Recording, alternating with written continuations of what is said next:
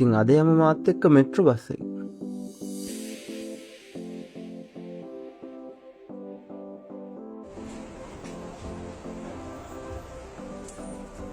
මෙයාට නම් පුදුම හදිස්සියක් තිබ්බේ මාවත් එළියට දාලා දුවලා ගිහින් වාඩි වෙන්න. ඔන්න ඉතින් දුවගෙන ගිහලා පිටිපස්සෙන්ම වාඩි වුණා. මං හිතන්නේ පිටිපස්සේ එන්ජිම තියෙන හින්දා පිටිපස්සට වෙන්න ලේස් කීපයකට තමයි තියෙන්නේ.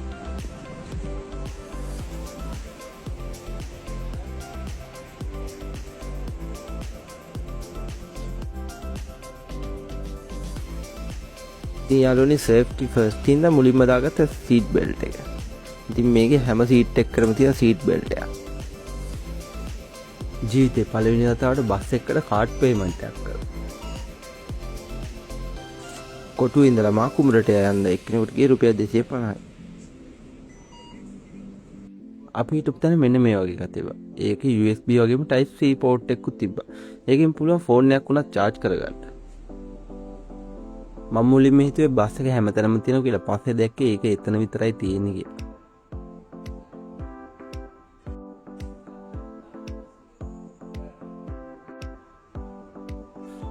ඔය තියෙන බොක්ස් වලින් තමයි අර ඇප් එකේ තියෙන QR එක ස්කෑන් කරන්නේ.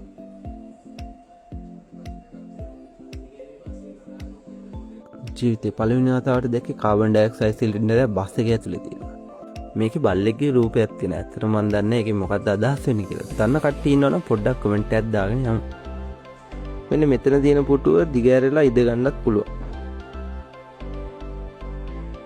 මෙන්න මේකෙන් තමයි හදිස්සි යනතුරට වීදුරුව කඩන්නේ. මේ බස් එක හැමතැනම ඉමර්ජන්සි එකදී වැඩ කරන්න ඕනි කොහොමද කියලා හැමතැනම ගහලා තියෙනවා.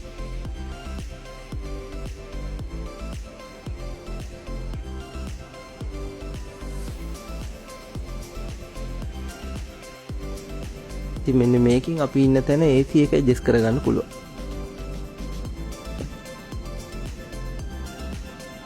කොටායට කිසිම අවුලක් නැතිව ඔබන්න පුළුවන් විදිහට මේ බෙල් හයි කරලා තියෙනවා.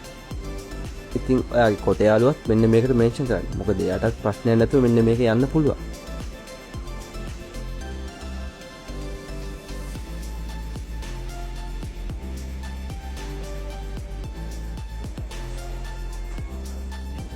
ඉතින් මේ යාළුවනේ මේක ඉස්සරහා සීට් එක ඩිසේබල් අයට පොඩ්ඩක් ප්‍රයොරිටයිස් කරලා තියෙනවා.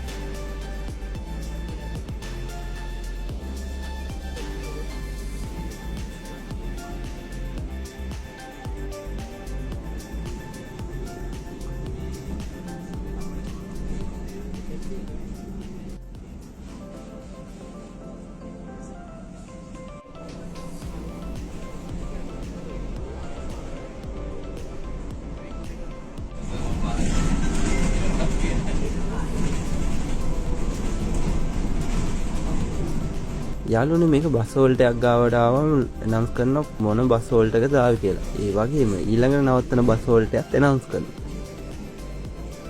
මේකේ ඩිස්ප්ලේ එහෙම තියෙනවා යාළුවනේ. ඒව නම් හරියට වෙන්නේ නැහැ. මං හිතන්නේ මේක පයිලට් ප්‍රොජෙක්ට් එකක් හින්දා ඒක තාම හදලා නැහැ.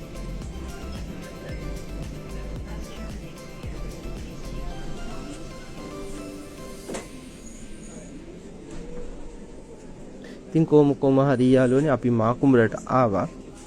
ඉතින් ඕගොල්ලන්ගේ එක්ස්පීරියන්ස් එකත් මේකේ කමෙන්ට් කරන්න. ඒ වගේම ගිහිල්ලා නැති කට්ටියත් මේකේ ගිහිල්ලා බලන්න.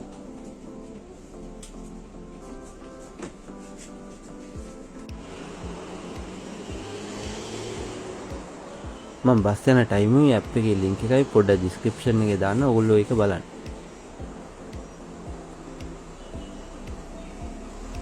ඒ වගේම අනිත් අයටත් බලන්න මෙන්න මේ වීඩියෝ ෂෙයා කරන්න.